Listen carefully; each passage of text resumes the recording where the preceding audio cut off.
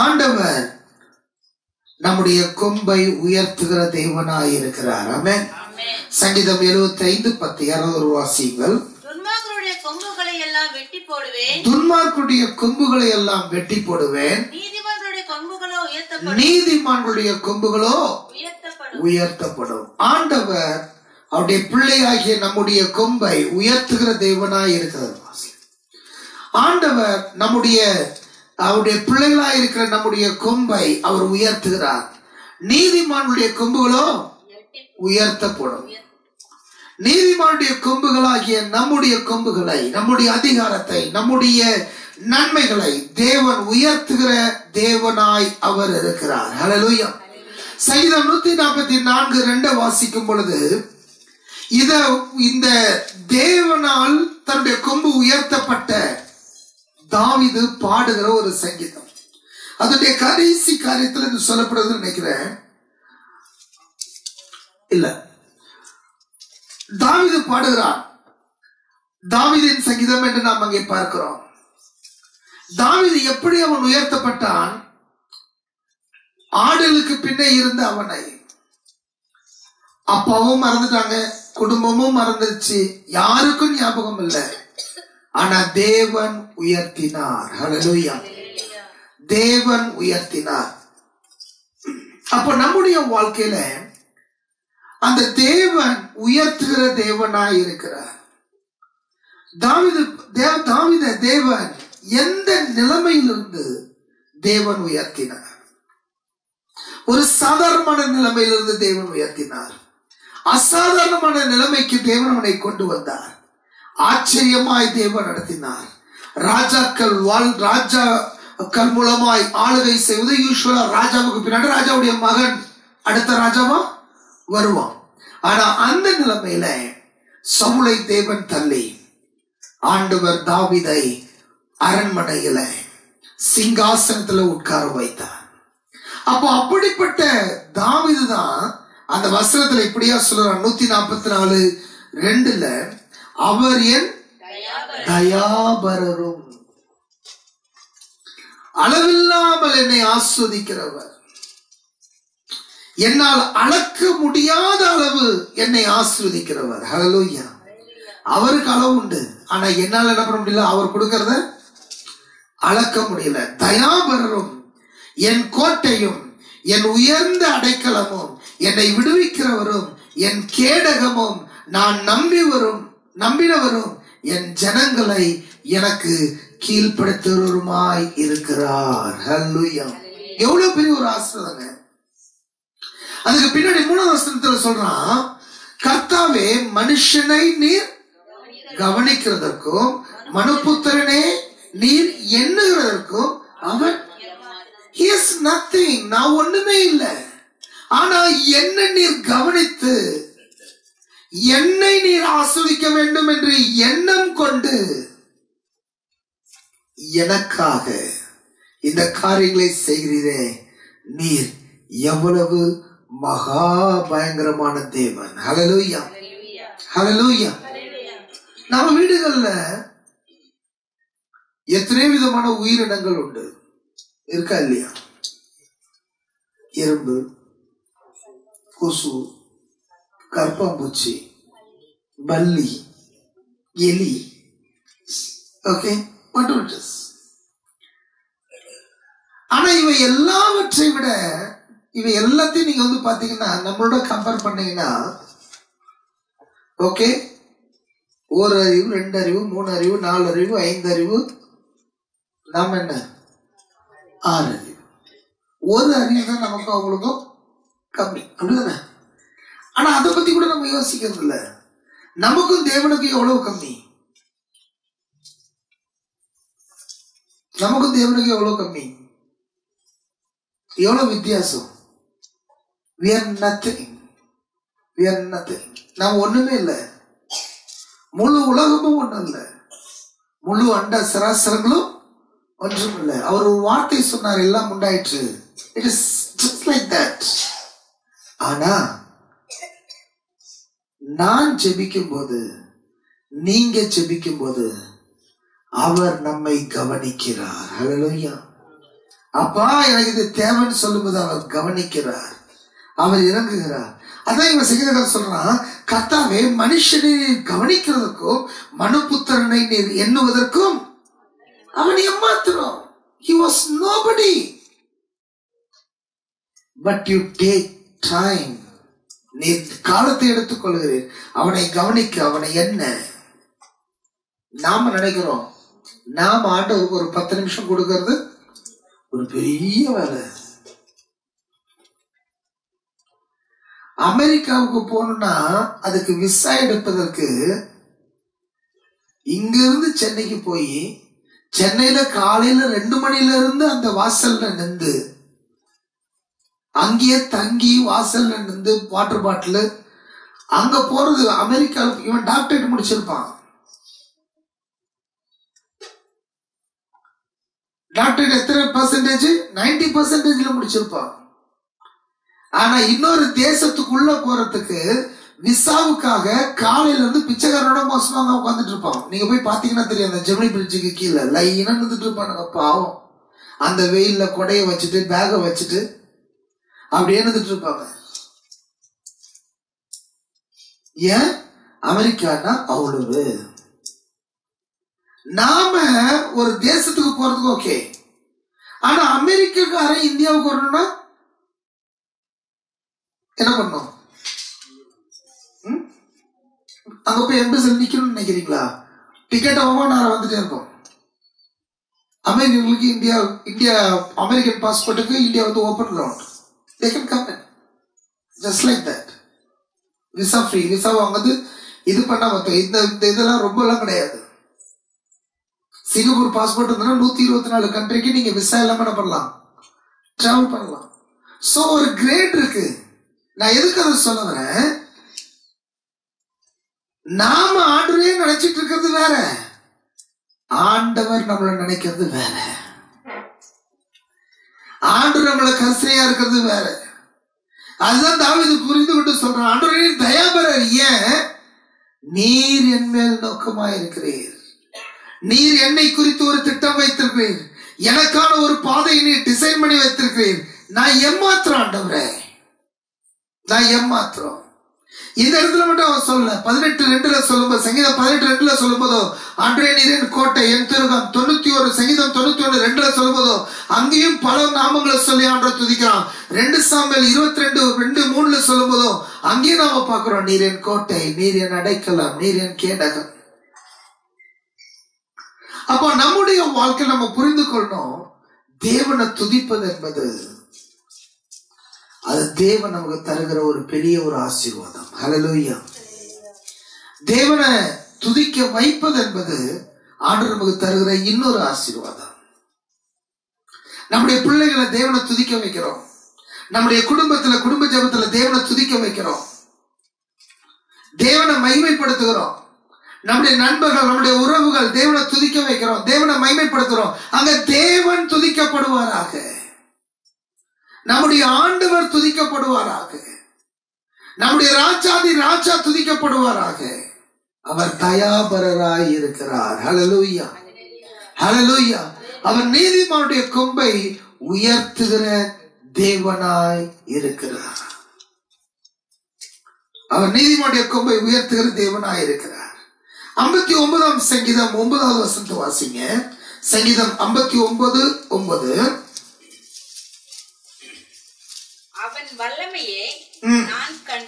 அவன் வல்லமையை நான் கண்டு உமக்கு காத்திருப்பேன். தேவனே எனக்கு உயர்ந்த அடைக்கலம்.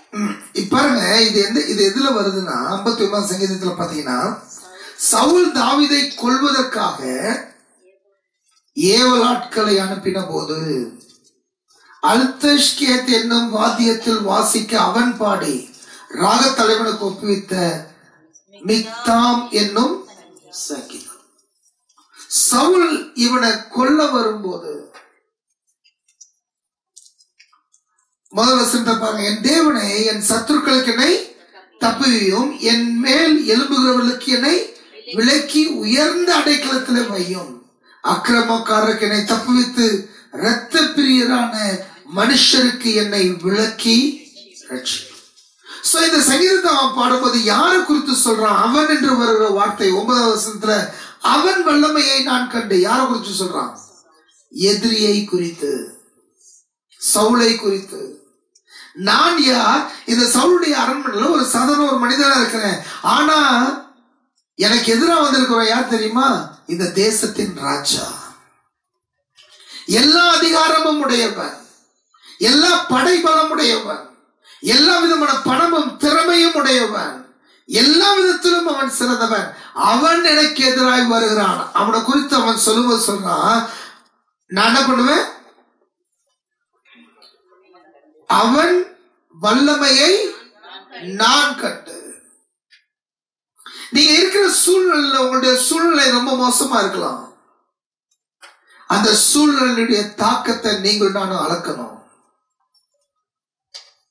கடன் இருக்கலாம், அந்த கடனுடைய அளவு என்னன்னு தெரியாது. சிலருக்கு எவனுக்கு விட்ட கடன் வாங்கணும்னே தெரியாது.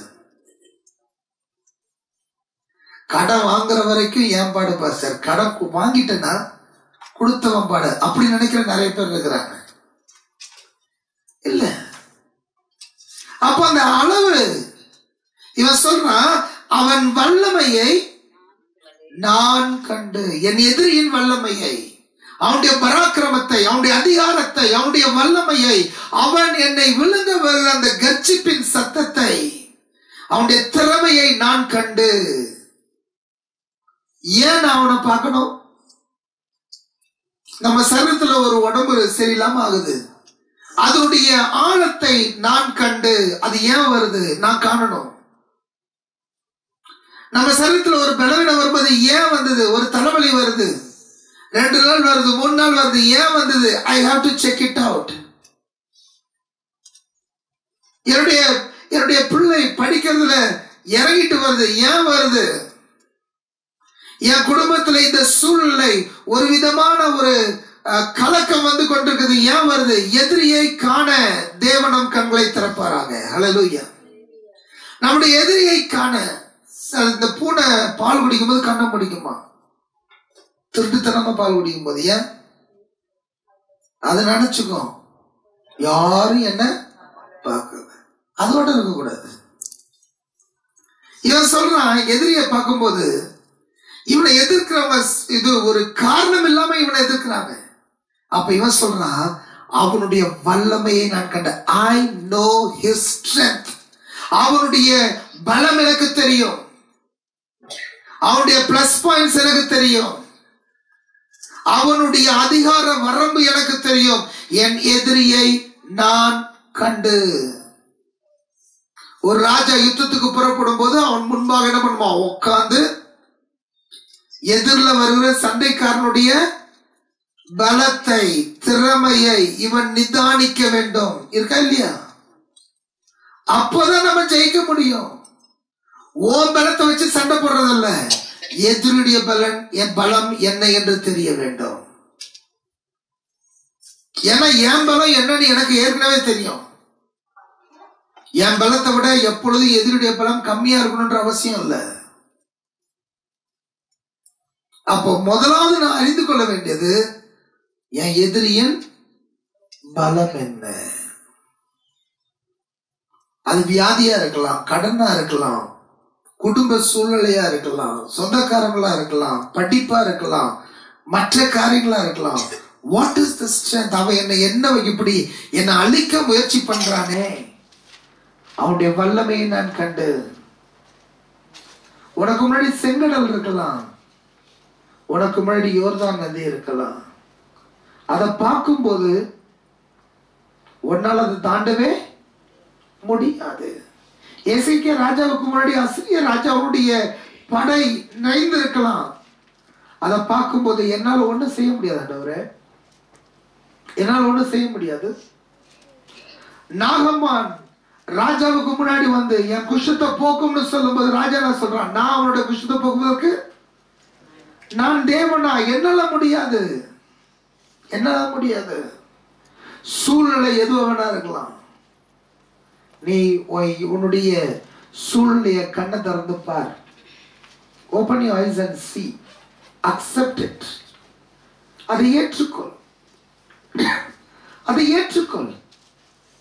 அந்த சூழ்நிலை ஏற்றுக்கொண்ட பிறகு அதுக்கப்புறமா நீ செய்ய வேண்டிய ஒரு காரியம் என்ன வசனம்? அந்த வசனம் சொல்லுது, உமக்கு காத்திருப்பேன். ஹல்லேலூயா, ஹல்லேலூயா, ஹல்லேலூயா. அவன் வல்லமையை நான் கண்டேன், என் எதிரியின் வல்லமையை கண்டேன், என் எதிரியின் பராக்கிரமத்தை நான் கண்டேன். எனக்கு நான் இருக்கிற கடந்து போகிற இந்த பாதையில் இருக்கிற பிரச்சனைகளை நான் பார்த்தேன். ஆனா அதோடு பார்த்துட்டு ஐயோன்னு சொல்லிட்டு ஓடுறதல்ல, நான் என்ன பண்ண போறேன்? உமக்கு காத்திருப்பேன். ஹல்லேலூயா, ஹல்லேலூயா, ஹல்லேலூயா. நான் என் சூழ்நிலையுடைய ஆழம் எனக்கு தெரிஞ்சாதான் என் தேவனுடைய ரட்சிப்பின் மேன்மை எனக்கு தெரியும். திரும்ப சொல்றேன், என் சூழ்நிலையின் ஆழம் எனக்கு தெரிஞ்சாதான் என்னை ரட்சித்த தேவனுடைய வல்லமை, பராக்கிரமம், மகிமை எனக்கு தெரியும். ஆண்டு அற்புதம் செஞ்சார்ல, ஆண்டு எனக்கு மகா பெரிய அற்புதம் செய்தார். அந்த அற்புதம் மற்றவருடைய கண்களுக்கு சிறிதா இருக்கலாம், அந்த அற்புதம் மற்ற ஏனைய ஜனங்களுக்கு ரொம்ப சொற்பமா இருக்கலாம். ஆனா எனக்கு தெரியும் என் சூழ்நிலை எப்படி இருந்தது என்று. எனக்கு தெரியும் என்னுடைய பிரச்சனை எந்த ஓட்டத்தில் ஓடிக்கொண்டிருந்தது. அந்த நேரத்தில் என் தேவனை தூக்கி எடுத்தார். அது சாதாரணமான காரியமாய் உலகத்தில் இருக்கிற அனைவருக்கும் தெரிந்தாலும் எனக்கு தெரியும் என் ரட்சகர் யார் என்று. ஹல்லேலூயா. இது மாத்திரம் நடக்கலன்னா என் வாழ்க்கை முடிஞ்சிருக்கும், இது மாத்திரம் செய்யலன்னா என் வாழ்க்கை முற்றிலுமா போயிருக்கும். ஆனா அந்த சூழ்நிலையில என் தேவன் எனக்கு இறங்கினார். நான் அவருக்கு காத்திருப்பேன். தேவனே எனக்கு உயர்ந்து அடைக்கலாம். என் பலத்தினால என் எதிரியை ஜெயிக்க முடியாது, ஆனா என் தேவனுக்கு காத்திருப்பேன். என் தேவன் எனக்கு அடைக்கலமானவர். ஹல்லேலூயா, ஹல்லேலூயா. வானத்தையும் பூமியையும் உண்டாக்கின தேவனுக்கு அடைக்கலமானவர், தயாபரரான தேவனுக்கு அடைக்கலமானவர், இரட்சகரான தேவனுக்கு அடைக்கலமானவர், என் கோட்டையான தேவனுக்கு அடைக்கலமானவர். என் எதிரியை குறித்து நான் பார்க்கிறேன் உண்மைதான், ஆனால் என் அடைக்கலம் என் தேவனாய் இருக்கிறார். ஹல்லேலூயா. அவர் எப்படிப்பட்டவராம்? 18ஆம் சங்கீதம் 47ஆம் வசனம் வாசிங்க. அவர் எப்படிப்பட்டவர்? 18:47. அவர் எனக்காக பழிக்கு பழி வாங்கி ஜனங்களை எனக்கு கீழ்ப்படுத்துகிற தேவனானவர். ஹல்லேலூயா, ஹல்லேலூயா.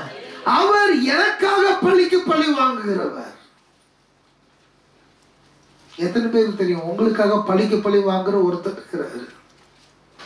ஆமென், ஆமென். எனக்காக பழிக்கு பழி வாங்குகிற ஒருத்தர் இருக்கிறாரு. அவர் எனக்காக பழிக்கு பழி வாங்குவாராம். எப்ப தெரியுமா? நான் பழிக்கு பழி வாங்கணும்னு நினைக்காத போது.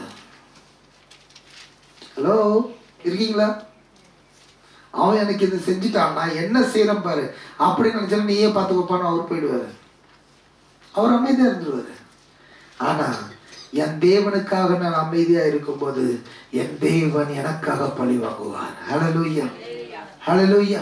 என் தேவனுக்காக நான் அமைதியா இருக்கும்போது, என் தேவனுக்காக நான் சும்மா இருக்கும்போது, என் தேவனுக்காக இவ்வளவுதானே ஏமாத்தினாங்க, பரவாயில்ல, என் தேவனுக்காக நான் அமைதியா இருக்கிறேன் என்று நான் அமரும் போது என் தேவன் எனக்காக பழி வாங்குகிற தேவனாய் இருக்கிறார். எனக்காக பழி வாங்குகிற தேவனாய் இருக்கிறார். உங்களுக்காக பழி வாங்குகிற தேவன், உங்களுக்காக பழிக்கு பழி வாங்குகிற தேவன் என்னுடைய தேவனாய் இருக்கிறார். இந்த காலை வேளையில அவருக்கு காத்திருக்க கற்றுக்கொள். உன் சூழ்நிலை எந்த பிரச்சனையா இருந்தாலும், எந்த போராட்டமா இருந்தாலும் அவருக்கு காத்திரு. உனக்காக பழிக்கு பழி வாங்குகிற தேவன் உனக்காக இருக்கிறார். ஹல்லேலூயா. 2 சாமுவேல் 22ஆம் அதிகாரம் 40ஆம் வசனம் முதல் 48ஆம் வசனம் வரைக்கும் வாசிக்கும் பொழுது நம் கைகளை யுத்தத்துக்கு பழக்குவிக்கிற தேவன். வீட்டுல போய் வாசிங்க. 2 சாமுவேல் 22ஆம் அதிகாரம் 40 முதல் 48. கடைசி ஒரு வசனத்தை வாசிச்சு முடிக்க போறோம். எரேமியா 16ஆம் அதிகாரம் 19ஆம் வசனம் வாசிங்க. எரேமியா 16:19.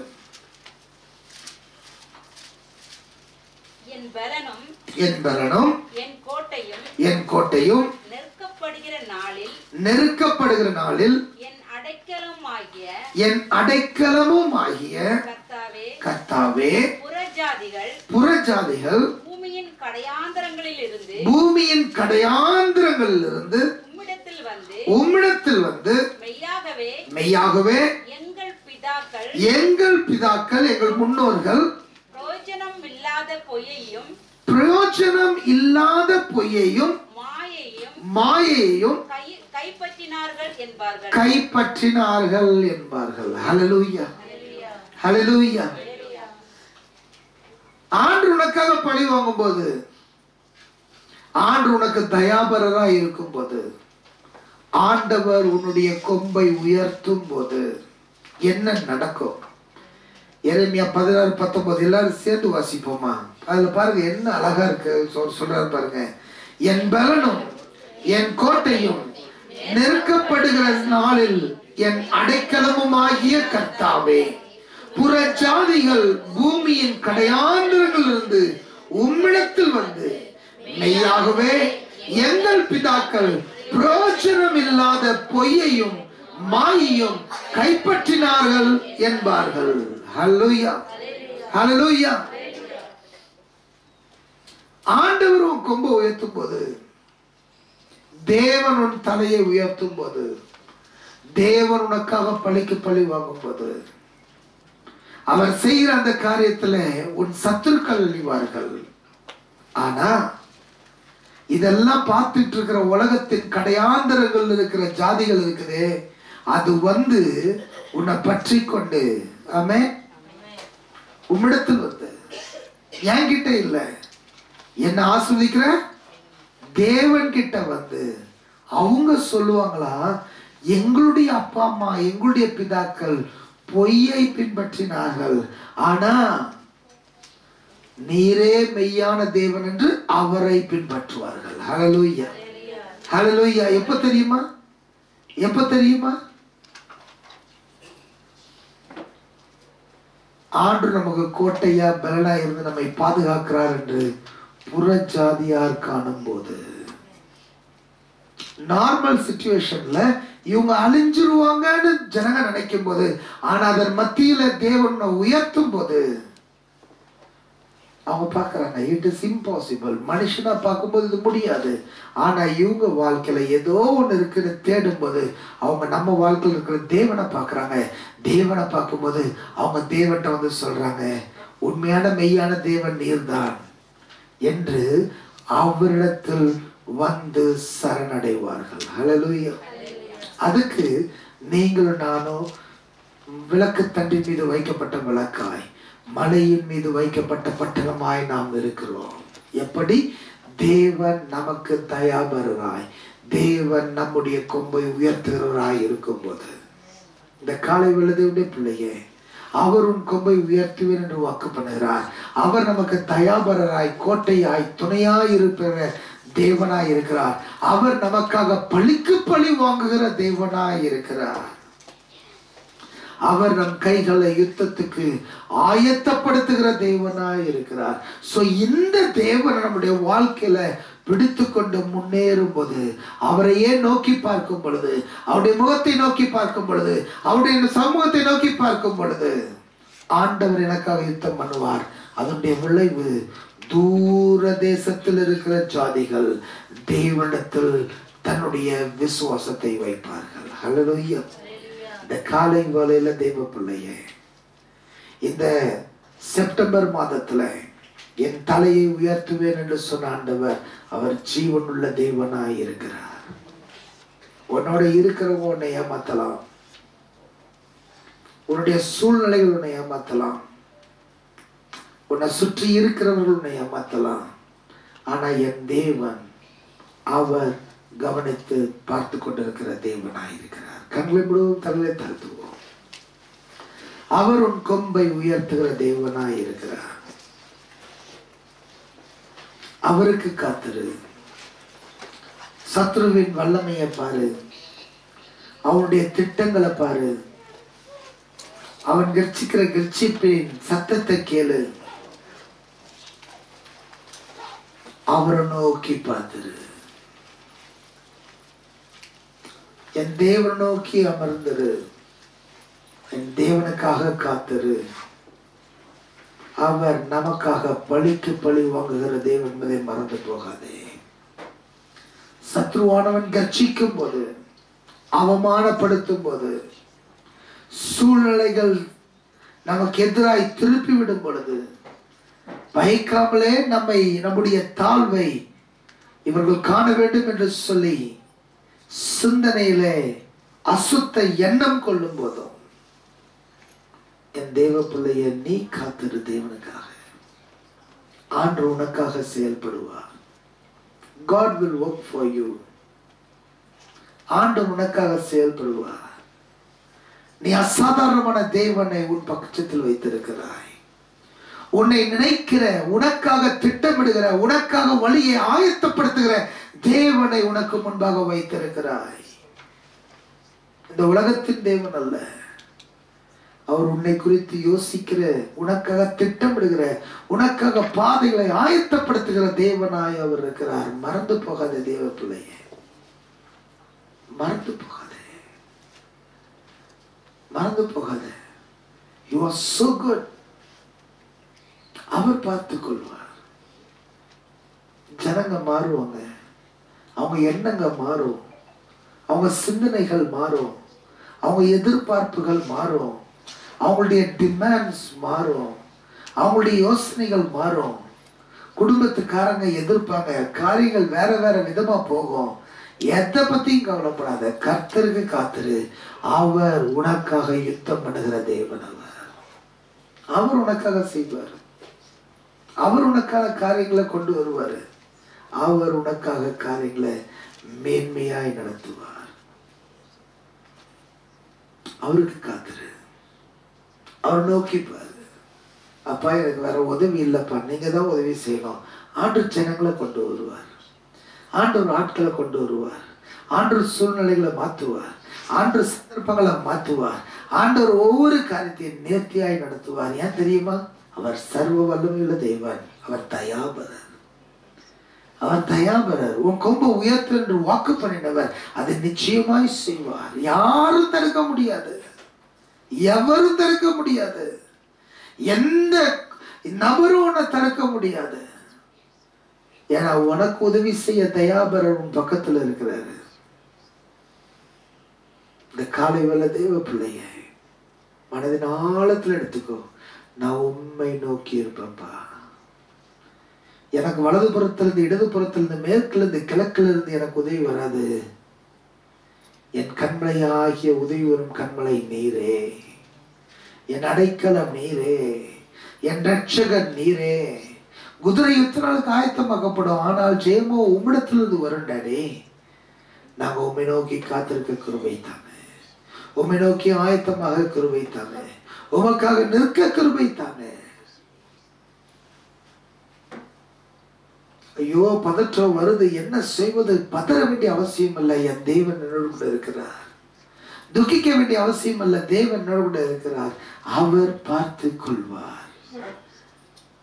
He will take care. தகப்பனே, இந்த நல்ல வேலைக்காக உமக்கு நன்றி. அற்புதமாய் நீர் செய்கிற ஆச்சரியமான விதங்களுக்காக உமக்கு நன்றி. என்னை நடத்தி வருகிற கிருபைகளுக்காக உமக்கு நன்றி. நீர் தயாபரரா இருக்கிறீங்க. எங்கள் கொம்பை உயர்த்துகிற தேவனா இருக்கிறீங்க. நீர் எங்களை ஒவ்வொரு நீர் வழிநடத்துகிற தேவனா இருக்கிறீங்கப்பா. எங்களை நீர் அடையாளமாக, மகிமையான அடையாளமாக நீர் வைத்திருக்கிற கிருபைக்காக உமக்கு நன்றி சொல்கிறோம்.